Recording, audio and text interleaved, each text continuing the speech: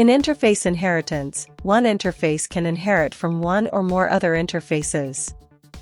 This allows the creation of more complex and specialized interfaces by building on top of existing ones. To define interface inheritance, use the colon after the interface name, followed by one or more base interface names, separated by commas if needed.